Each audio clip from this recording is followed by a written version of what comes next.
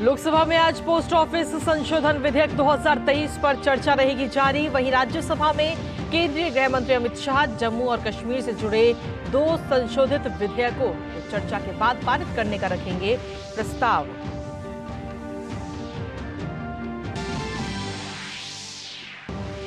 गृह मंत्रालय ने संसदीय सुरक्षा में सेना से जुड़े मामले की जांच का दिया आदेश। सीआरपीएफ महानिदेशक के नेतृत्व में जांच समिति गठित। दिल्ली पुलिस स्पेशल सेल ने यूएपीए धारा के तहत मामला किया दर्ज।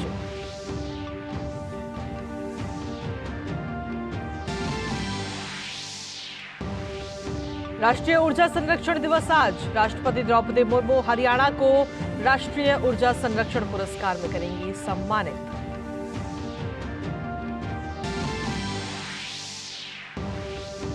अंतर्राष्ट्रीय खबरों में अमेरिकी संसद ने राष्ट्रपति जो बाइडेन के खिलाफ महाभियोग जांच को दी मंजूरी। बेटे हंटर बाइडेन के विवादास्पद अंतर्राष्ट्रीय सौदों के लेन देन को लेकर जांच को मिली हरी झंडी। डेमोक्रेट्स ने इस कदम को बताया राजनीति से प्रेरित। यूरोपीय संघ में यूक्रेन की सदस्यता पर ब्रुसेल्स में उच्च स्तरीय सम्मेलन आज। 50 बिलियन यूरो के व्यापक आर्थिक पैकेज पर भी यूरोपीय संघ के नेता करेंगे विचार।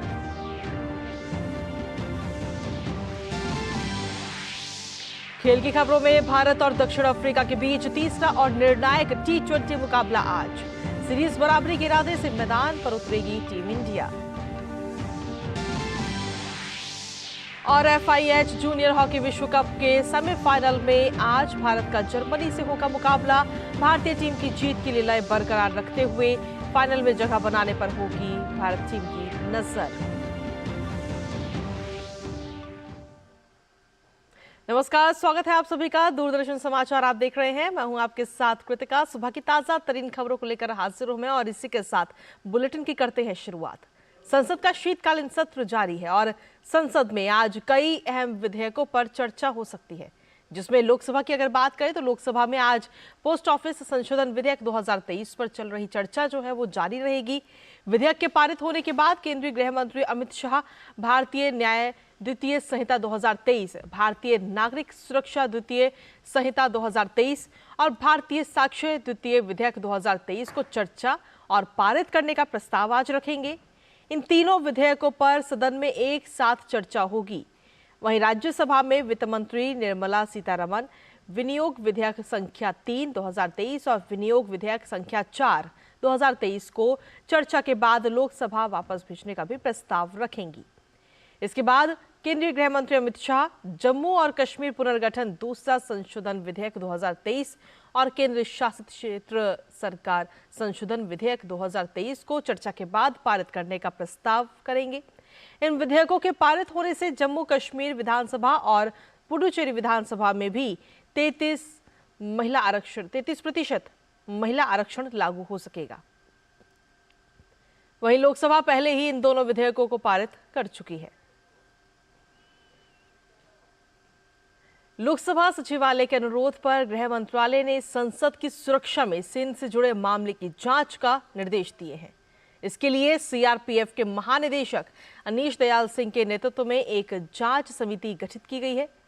इस समिति में अन्य सुरक्षा एजेंसियों के सदस्य और विशेषज्ञ भी शामिल हैं। ये जांच समिति संसद की सुरक्षा में चूक के कारणों की जांच करेगी। ये समिति चूक का पता लगाने के साथ साथ जरूरी सुझाव भी देगी। जांच समिति संसद में सुरक्षा सुधार संबंधी सुझावों सहित सिफारिशों के साथ अपनी रिपोर्ट जल्दी से जल्दी सौंपेगी। दिल्ली पुलिस स्पेशल सेल ने यूएपीए धारा के तहत मामला दर्ज कर लिया है। इसके साथ ही स्पेशल सेल ने कई टीमें भी गठित की हैं। इसमें फॉरेंसिक टीम भी शामिल है। सभी के फोन जब्त करने को लेकर स्पेशल सेल लगातार छापा मार रही है।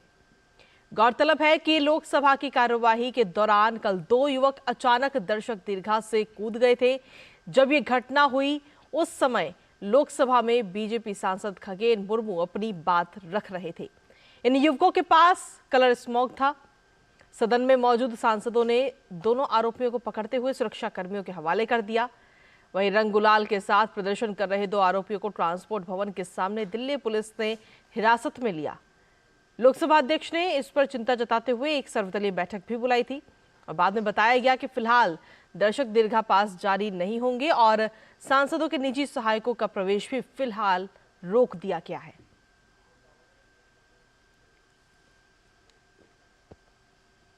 आज राष्ट्रीय ऊर्जा संरक्षण दिवस मनाया जा रहा है, जहां ऊर्जा संरक्षण के महत्व पर संदेश फैलाने के लिए ये दिवस मनाया जाता है। इस अवसर पर राष्ट्रपति द्रौपदी मुर्मू आज नई दिल्ली के विज्ञान भवन में आयोजित होने वाले राष्ट्रीय ऊर्जा संरक्षण दिवस 2023 समारोह में हिस्सा लेंगी। इस अवसर पर राष्ट्रपति कार्यक्रम को संबोधित करेंगी और राष्ट्रीय ऊर्जा संरक्षण पुरस्कार 2023, राष्ट्रीय ऊर्जा दक्षता नवोन्मेषण पुरस्कार 2023 और ऊर्जा संरक्षण पर राष्ट्रीय चित्रकला प्रतियोगिता 2023 के विजेताओं को सम्मानित भी करेंगी।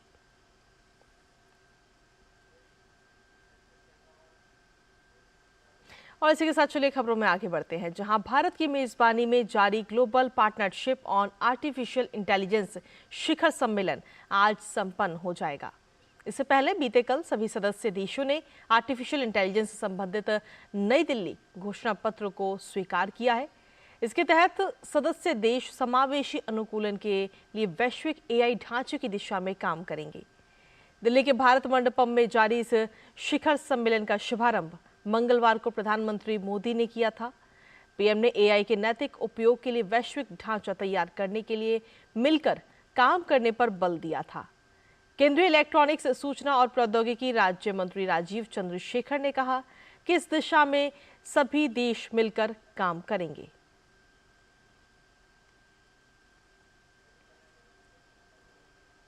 तेलंगाना में विधानसभा अध्यक्ष का चुनाव आज होगा और इसके लिए अधिसूचना भी जारी कर दी गई है। वहीं विधानसभा अध्यक्ष का चुनाव विधानसभा में बैठक के दौरान होगा। गौरतलब है कि तेलंगाना विधानसभा में कांग्रेस पार्टी 64 सीटों के साथ स्पष्ट बहुमत में है। भारत राष्ट्र समिति ने अभी ये स्पष्ट नहीं किया है कि वो विधानसभा अध्यक्ष के चुनाव में अपना प्रत्याशी उतारेगी या नहीं। और चलिए अब बात करते हैं बिहार की, जहां बिहार की राजधानी पटना में जारी ग्लोबल इन्वेस्टर्स मीट का आज दूसरा दिन है। एक तरफ जहां राज्य सरकार इसे एक बड़ी उपलब्धि के रूप में शोकेस कर रही है, वहीं विपक्ष इसे छलावा बता रहा है। आइए देखते हैं ये खास रिपोर्ट। बिहार में उद्योग को बढ़ावा देने के लिए पटना के ज्ञान भवन में 2 दिवसीय ग्लोबल इन्वेस्टर्स मीट का आयोजन किया गया। इस कार्यक्रम की शुरुआत उद्योग मंत्री समीर महासेठ ने की। उन्होंने बताया कि टेक्सटाइल सेक्टर में 3 MOU पर हस्ताक्षर हुए हैं। वहीं दूसरी तरफ राज्य में हो रही ग्लोबल इन्वेस्टर्स मीट पर विपक्ष ने सवाल खड़े किए हैं। बिहार विधानसभा में नेता प्रतिपक्ष विजय कुमार सिन्हा ने कहा कि जिस तरह से प्रदेश में सत्ताधारी दल के लोग भ्रष्टाचार के साथ ही अपराधियों को बढ़ावा दे रहे हैं, ऐसे में निवेशक जैसे आएंगे वैसे ही लौट जाएंगे। बिहार में कानून का राज स्थापित करने की जिम्मेवारी मुख्यमंत्री नीतीश कुमार जी को मिला था कि जंगल राज को हटा के आप सुशासन स्थापित करें, दुशासन को बंद करें। राजधानी के अंदर खुलेआम हत्या हो रही है और इसी के कारण निवेशक उद्यमी जो यहाँ आए भी थे वो पलायन के लिए विवश है। व्यापारी को टारगेट किया जा रहा है, अपराधियों का मनोबल चरम पर है। इसलिए आज बिहार की जनता दहशत में, प्रशासनिक अराजकता पूरी तरह से व्याप्त। विपक्ष के मुताबिक बिहार की बदहाली में लालू के कुनबे के साथ साथ नीतीश कुमार की बड़ी भूमिका है। लालू के जंगल राज और नीतीश की राजनीतिक महत्वाकांक्षा के चलते आज बिहार से विकास खिसकता जा रहा है। आंकड़ों पर यदि गौर करें तो आजादी के अमृतकाल में भी बिहार में कानून व्यवस्था बद से बदतर हो गई है। इसी का परिणाम है कि यहाँ पर आज भी बड़े इन्वेस्टर्स आने से कतराते हैं। राज्य की कानून व्यवस्था की बदतर सूरत हाल की बात करें तो राज्य में अनगिनत हत्या, लूट, अपहरण और बलात्कार की घटनाएं हो रही हैं। 1947 में यहाँ 33 चीनी मिलें थीं और अब लगभग 10 चीनी मिले ही हैं। विदेशी निवेश लाने के मामले में बिहार सरकार हर बार फिसड्डी साबित हुई है। मुजफ्फरपुर बेला इंडस्ट्रियल बेल्ट भी नाकाम रहा है। कागज, वनस्पति तेल, सीमेंट, रसायन और एस्बेस्टस उद्योग भी फ्लॉप हो गए हैं। HMT के ट्रैक्टर और विजय सुपर स्कूटर के उद्योग भी धराशायी हुए हैं। बिहार प्रति व्यक्ति आय के मामले में अन्य राज्यों से काफी पीछे है। राज्य में पलायन का दौर भी बदस्तूर जारी है। ग्लोबल इन्वेस्टर्स मीट को लेकर बिहार सरकार की तरफ से बड़े दावे किए जा रहे हैं। कहा जा रहा है कि निवेशक प्रदेश में 29,000 करोड़ रुपए का निवेश कर सकते हैं। इस सम्मेलन में हिस्सा लेने के लिए 600 कंपनियां आई हैं, लेकिन उद्योगपति बिहार में बिगड़ती कानून व्यवस्था को लेकर चिंतित हैं। पिछले एक साल में राज्य में अपराध की घटनाओं में बेतहाशा इजाफा हुआ है। एनसीआरबी के आंकड़ों के मुताबिक बिहार हत्या के मामले में नंबर 2 पर है। प्रदेश में उद्योग लगाने के लिए जमीन मुहैया कराने में सरकार नाकाम रही है। बिहार में आधारभूत संरचनाओं का जबरदस्त अभाव है। नतीजा, हर साल इन्वेस्टर्स मीट में देशी विदेशी कंपनियां निवेश का प्रस्ताव लेकर बिहार तो आती हैं, लेकिन असुविधाओं से तंग आकर वापस लौट जाती हैं। Bureau report, DD news. वहीं केंद्रीय स्वास्थ्य मंत्री डॉक्टर मनसुख मांडविया ने एम्स नई दिल्ली और एम्स झज्जर के कई प्रोजेक्ट को राष्ट्र को समर्पित किया। एम्स नई दिल्ली में राष्ट्रीय वरिष्ठ जन स्वास्थ्य केंद्र, mother and child block, surgery block, forensic DNA laboratory, private ward जैसी सुविधाओं को देश को समर्पित किया गया। ये सुविधाएं मरीजों को उत्तम और सस्ता इलाज उपलब्ध कराने में महत्वपूर्ण भूमिका निभाएंगी। इस मौके पर स्वास्थ्य मंत्री ने कहा कि देश में खुले 1.5 लाख से ज्यादा आरोग्य मंदिर में टेलीमेडिसिन की भी सुविधा है। साथ ही उन्होंने कहा कि देश में मेडिकल कॉलेज के साथ साथ सीट में भी बढ़ोतरी की जा रही है।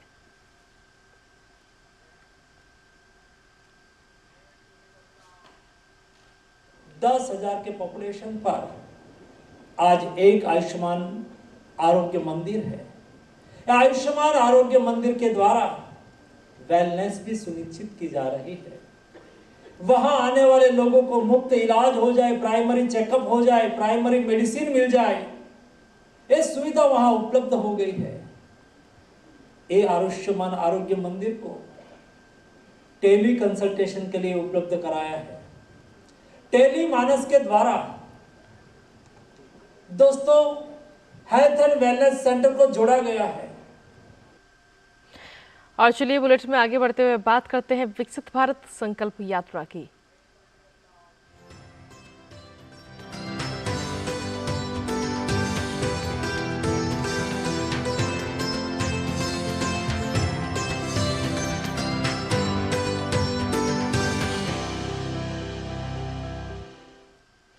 विकसित भारत संकल्प यात्रा के दौरान जन कल्याणकारी योजनाओं की जानकारी तो दी जा रही है, लेकिन साथ ही लोगों की समस्याओं का मौके पर ही निराकरण भी किया जा रहा है। कुछ ऐसी ही तस्वीर दिखी उत्तर प्रदेश के सुल्तानपुर में। आइए आपको दिखाते हैं।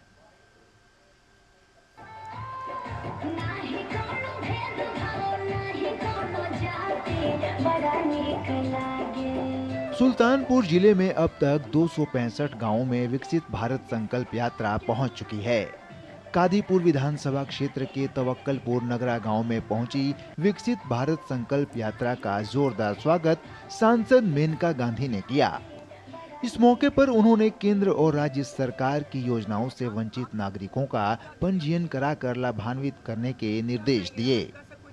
इस अवसर पर स्थानीय भाजपा विधायक राजेश गौतम, परियोजना निदेशक के पांडे, खंड विकास अधिकारी ज्ञानेंद्र मिश्रा, जिला कृषि अधिकारी राम आश्रय, क्षेत्राधिकारी शिवम मिश्रा भी मौजूद रहे। मेनका गांधी ने कहा कि विकसित भारत संकल्प यात्रा आम इंसान की मददगार बनकर आई है।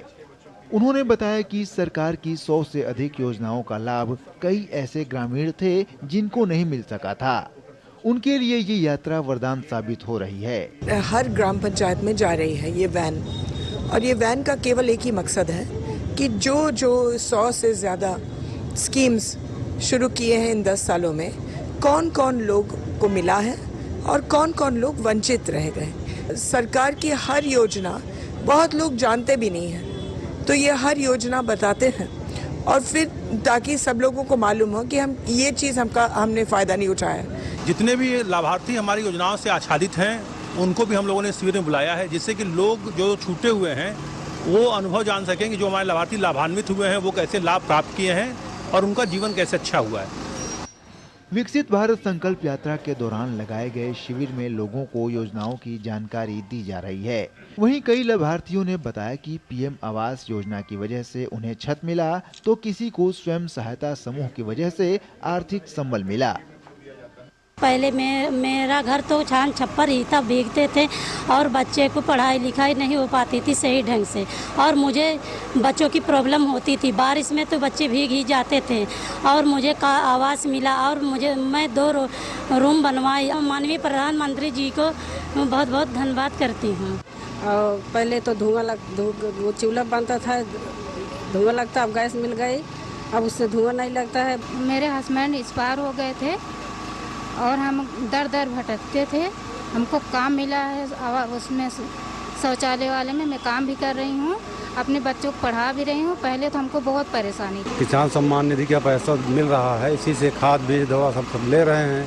इसमें सरकार का बहुत ज़्यादा हमारे लोगों को लाभ मिल रहा है। इससे बहुत बहुत धन्यवाद सरकार। मैं समूह के माध्यम से अगरबत्ती का काम कर रही हूँ। अगरबत्ती से हमें 2, 2.5, 3 रुपए तक प्रॉफिट हो रही है अगरबत्ती से। और इसके पहले मैं घर में चूल्हा चक्की का काम करती हूँ, किसी को ना जानती थी, ना कहीं बाहर निकलती थी, ना कि घर पे सब लोग बोलते रहते थे घर का कोई, सब घर ही का काम करते थे, बाहर का काम कुछ नहीं जानते थे। अब अपने प्रॉफिट होने से बाहर का भी काम देखती हूँ और घर में मेरी इज्जत भी आगे है। कार्यक्रम के दौरान सांसद मेनका गांधी ने कहा कि ड्रोन दीदी योजना से जिले की 15,000 महिलाओं को जल्द रोजगार का अवसर मिलेगा। श्रीमती गांधी ने बताया कि जिले के पात्र लाभार्थी दिव्यांगों को 15,000 आवास दिए जाने की योजना है, जिसकी प्रक्रिया शुरू कर दी गई है। साथ ही जिले के खुले कुओं को ढकने के लिए जिला प्रशासन को निर्देश दिए गए हैं। Bureau report, DD news. विकसित भारत संकल्प यात्रा के दौरान मुंगेर, सहरसा और सुपौल में लोगों को दी गई केंद्र सरकार की तमाम योजनाओं की जानकारी दी गई। साथ ही लोगों को कई योजनाओं का मौके पर ही लाभ भी दिया गया। आइए देखते हैं इस पर आधारित हमारी ये खास रिपोर्ट। विकसित भारत संकल्प यात्रा बुधवार को मुंगेर के धरहरा प्रखंड की अमारी पंचायत पहुंची। इस अवसर पर आम जनता ने संकल्प यात्रा का जोरदार स्वागत किया। इस मौके पर ग्राम पंचायत में स्वास्थ्य शिविर लगाए गए। नुक्कड़ नाटकों के माध्यम से लोगों को आयुष्मान भारत योजना, PM गरीब कल्याण अन्न योजना और PM आवास योजना के बारे में जानकारी दी गई। वहीं किसानों को ड्रोन के जरिए खेतों में छिड़काव कैसे किया जाए, इस संबंध में जानकारी दी गई। इस अवसर पर लाभार्थियों ने केंद्र सरकार की योजनाओं के लिए PM को धन्यवाद दिया। प्रधानमंत्री केंद्र सरकार के द्वारा जितनी योजनाएं हैं उसके बारे में लोगों को बताया गया।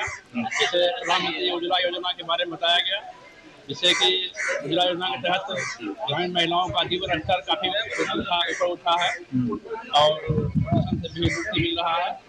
और भी विभिन्न तरह के आवास लगाया गया, बैंक के द्वारा लगाया गया।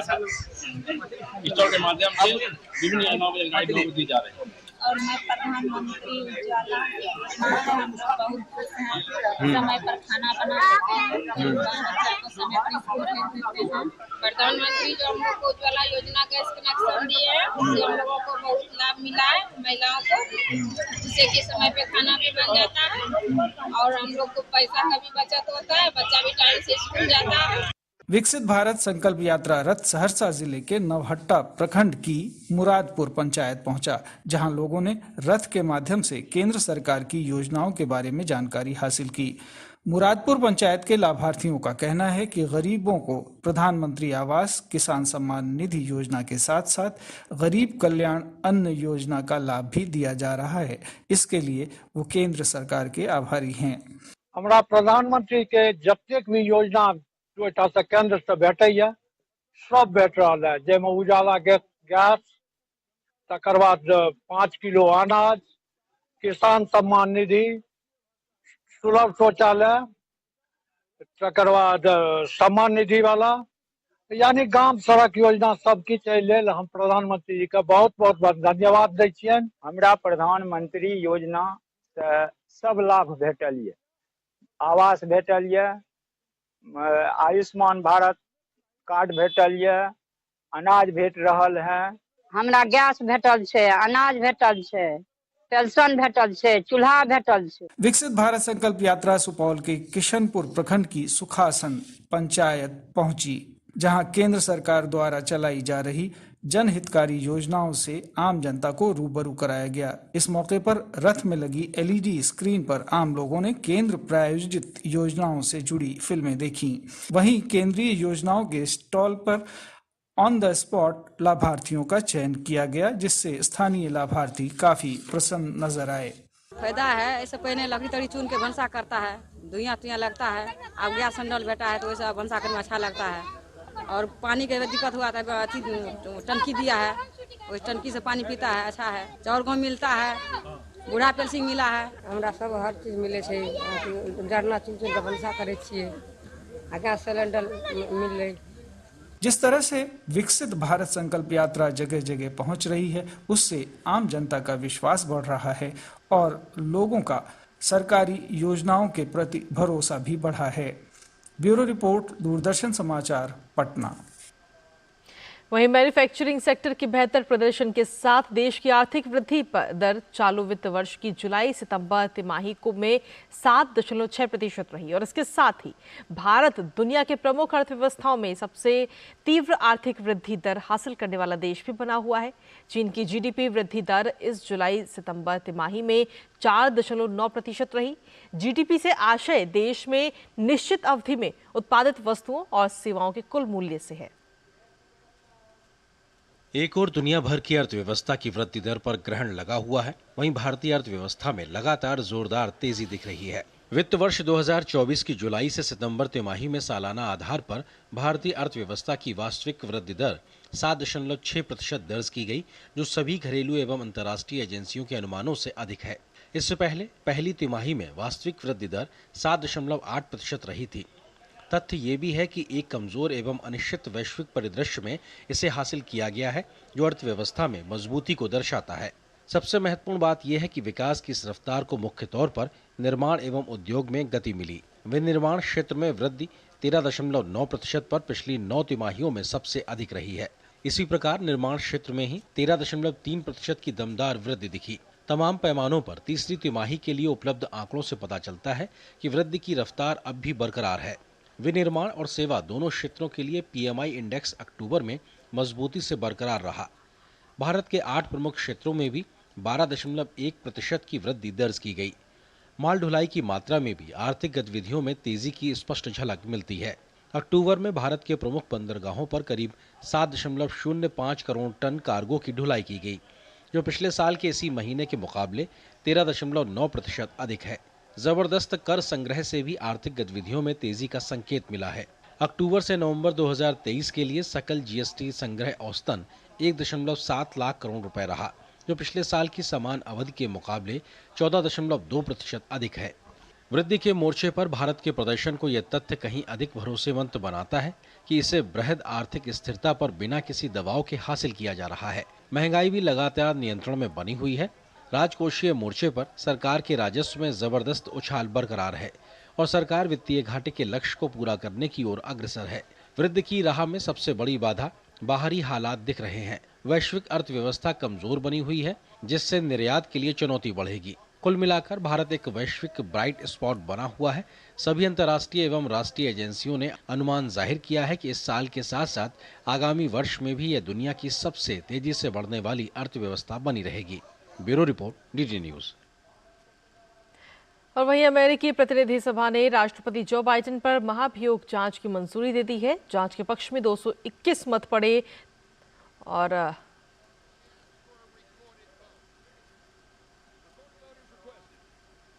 इसी के साथ फिलहाल मेरे साथ इस बुलेटिन में इतना ही। ब्रेक के उस पार देखिए हमारा खास कार्यक्रम नया सवेरा, मेरे और मेरी सहयोगी भावना के साथ। नमस्कार।